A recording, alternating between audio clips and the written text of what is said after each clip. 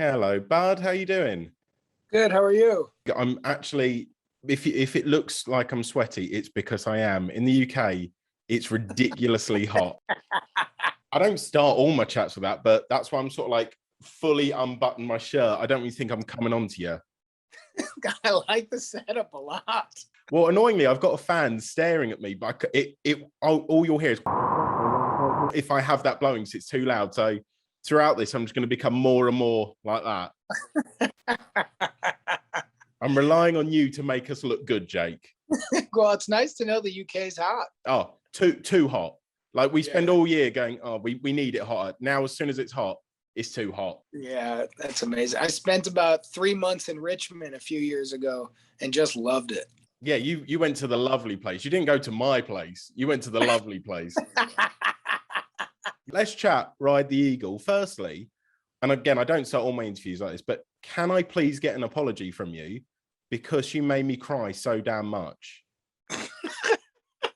Don't laugh at my misery. I want this apology. I cried at the end of this film way too much. Well, that's nice, man. I'm glad. Well done for not only starring in it, but writing it too. Like, it was so well written. It was so funny and quirky and silly. I loved it. And I was wondering, did you always have J.K. Simmons and Susan Sarandon in mind when you were writing their respective characters? No. Well, first of all, thanks for saying that about the movie. You know, it's a small indie that we took a lot of time in writing it because we had the time. We were in the middle of the pandemic.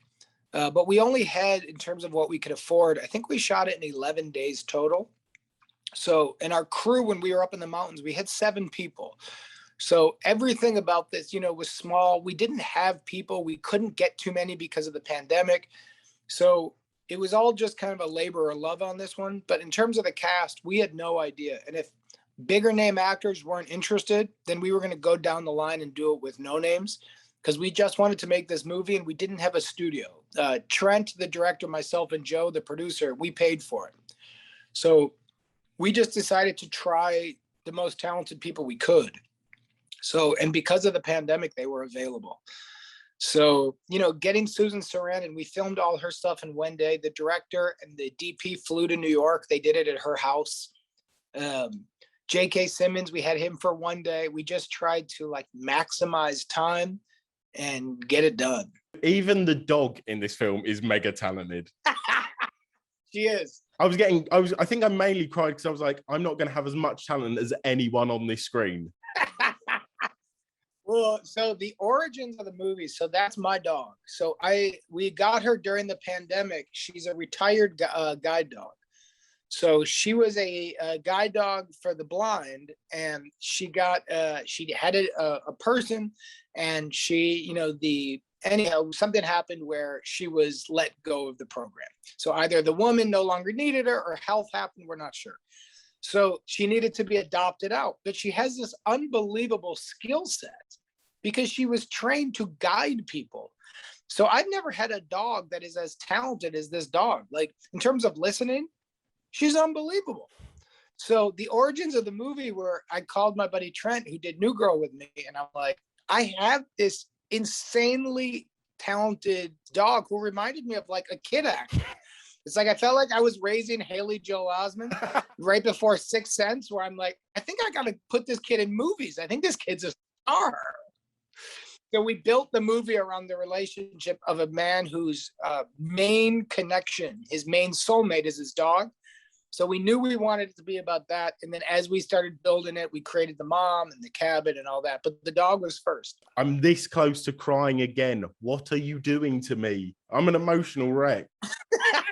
I'm going to say it was sweat. You're going through some of Have you actually spoken to Susan since, everyone's seen the film? Because obviously you didn't get to do any scenes technically together. No, actually, we've emailed a bunch, but no. Were the emails a little bit awkward? Because I'm thinking there is a moment where you wrote a line about the taste of her vagina. And was it a little bit awkward, that first discussion? No. Neither of us, I think, needed to ever discuss that moment. You sort of just dart around, like when you kiss a co-worker at work and you just pretend it never happened. Exactly. We did that for sure. I would be way too, but also it was JK's the one who said it. So even though I wrote it, That's his awkwardness, not mine. Don't pass the buck onto Oscar winner J.K. Simmons. What are you doing? It's his. That's between J.K. and Susan. It's got nothing to do with me. Was there like a real life inspiration behind, this mustache painting, nunchuck wielding, weed hoarding mother of yours? No, it's something we made up. So I had done a pilot a couple of years ago about a fake cult called Habata. And we had shot a whole pilot based off this, where we had hundreds of extras all wearing the weird outfits. And Josh Greenbaum, the guy I did it with, we had created a whole world of this cult and what it meant. And so when Apple passed on that one, there was still all those ideas kicking around. So when we started building this movie and we wanted to create a mother or a father character who abandoned my character, well, we didn't want her or him at that point, before we knew what gender it was going to be the bad guy of the movie. We didn't want it to be like they didn't raise their kid because they just didn't want to. We wanted it to be complicated. So we came up with the idea to use Habata, all this like weird cult that I'd already created, as her backstory. And once we did that, the painter in it is my wife. The woman who did all those paintings is my wife, who's an artist, and she knew all about Habata and the weirdness of it. So the only note I gave to her was the mom was in Habata and she's a total weirdo. So then those paintings, we didn't give any direction. She just kept generating work. And then we submitted all those paintings, images to Susan to kind of court her into the role. And how does your wife feel about her artwork being in your film and you constantly just calling it crap? Well, she does not view it as her artwork because she did like each one of those paintings in like a day. So that's not her. She thinks, she's like, no, she's like, don't refer to it as my artwork. I was doing Honey's artwork. So it's a very clear line we've had to do at home, where I'll be like, because I love the paintings. So Trent and I would be like, wow, like we were so impressed by her. And she every time has to say, that's not my art. And I'm like, okay, I get it. Yeah, it's annoying when you kept calling it crap. And I was like, those two humping rhinos look so good. I could not paint as well as that. That's right. Well, she also did each one in she did those rhinos in 6 hours.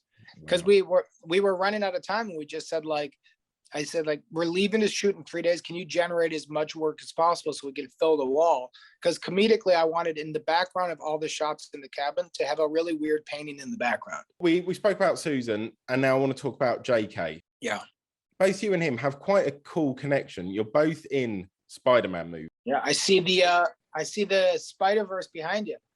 Oh, what? How did that get there? Who put that there? What? I'm a loser. You can say it. Say it. You didn't say, no, you're not, Dan. You're not a loser. You just went with it. You're a funny guy, man. Thank you very much, bud. I've learned from watching New Girl way too much. Oh, you did. You got into it. Good. Yeah. A scary amount as well. I'd be worried if I was you. Were you on set, chatting to JK about Spider-Man? Were you probing for spoilers from his new No Way Home? No. Oh, what? No, I'm kind of the worst. I'm the worst when it comes to this stuff, man. Well, if you want, you can just make up what he said, and that will give me some nice clickbait. Well, yeah, he told me that this is, really big news, but he told me that Tom Holland's character dies. I mean, not what I was expecting. People are coming for our blood now, Jake. Big news. Spider-Man officially he dies. And then J.K. Simmons' character becomes the lead of the movie and the franchise. I love him so much. I do not want to see him in tight Spider-Man lycra, though. He might. I think J.K.'s got a body on him. He works out. Yeah, all right. If you want to see him in lycra, that's your prerogative, Jake. I don't want to know what happened on the set of Ride the Eagle. I don't want to know. Now, Into the Spider-Verse is hands down one of my favorite films. I mean, I always have that up all of the time. That is always up there. Always. Sure. Have you had chats with Sony about Peter B. Parker possibly making a return? Yeah, well, I've been working on a contract. I believe Peter B. Parker is making a return. Ah, thank you very right. There's my little scoop. Thank you very much. So obviously you can't tell me what's going to happen unless you can. I don't know. Well, I haven't seen a script. All I know is that I heard nothing for the longest time, and I was very sad. I really loved playing Peter B. Parker. I would like to know what happens with Peter B. Parker. I think the way his journey ended in the first movie was very open-ended. And so when I got word that, they were working on a deal of figuring it all out, I thought, I truly can't wait to see what the writers came up with. So what would you like to see for Peter B. Parker? Do you reckon he's married to MJ and got lots of little spider babies? Yeah, well, I think I'm curious to see what his home life is like. And I'm curious to see if what I've noticed in my life and with, other people, that when you first have kids, you forget about your passions and your entire passion becomes your kids. And then your kids start getting older and you remember that you had passions too. So I'm curious to see if Peter, in having kids, fell back in love with being Spider-Man. Because let's not forget, even in the Spider-Verse, he might have a gut, but he's still Spider-Man. To be fair, I've just got the gut and I can't do any web stuff. So 1-0 to him. Recently as well, Issa Rae got announced as joining the cast. She's going to play Jessica Drew. Are there any other variants of Spider-Man that you'd like to see in the new Spider-Verse? And are there any actors that you'd love to join the franchise with you? Well, during the pandemic, I was doing I was leaving voice messages to some kids as Peter B. Parker. And I ended up making a lot of them. And some of them, I was making them, my kids were in the room. I just did them on my phone as voice notes. And so I'd go like, hey, Steve, this is Peter B. Parker. I'm here in Queens with MJ and Miles. And when my kids were in the room, and a few times they would engage, and my daughter would say, I would go, I'm here with Miles and Mary, we're all thinking about you. And my daughter would go, and Spider Rose. And so I go, yeah, I'm here with Spider Rose too. And each of my daughters had like a spider character that we did in some of them.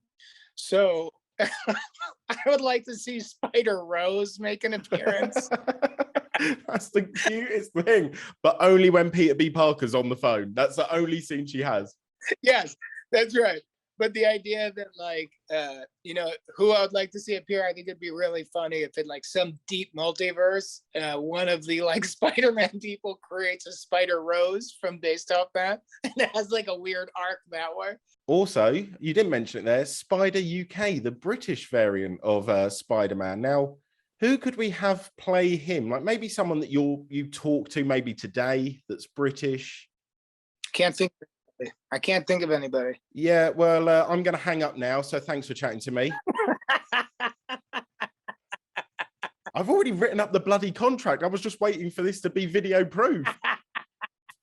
All right, let's hear your intro. Mine was I'm Peter B. Parker, and you know me as the Spider-Man. What would be your intro as Daniel? This is a pretty hardcore origin story. It's okay. It's okay. We're gonna figure it out. Were you followed? No, I don't think so.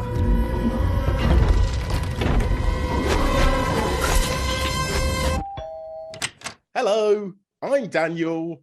I'm Spider UK. Pew pew pew pew pew pew. Booked. Perfect. This is a verbal contract. You back out now, and I will sue you, Jake.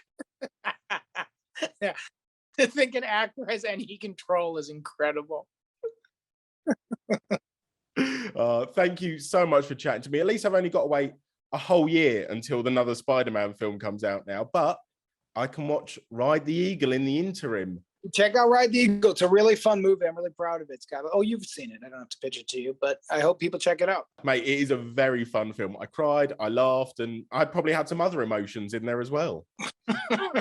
So keep those to yourself. You told me some weird stuff about J.K. Simmons, so we're both in this weird, creepy boat together. No, Dan.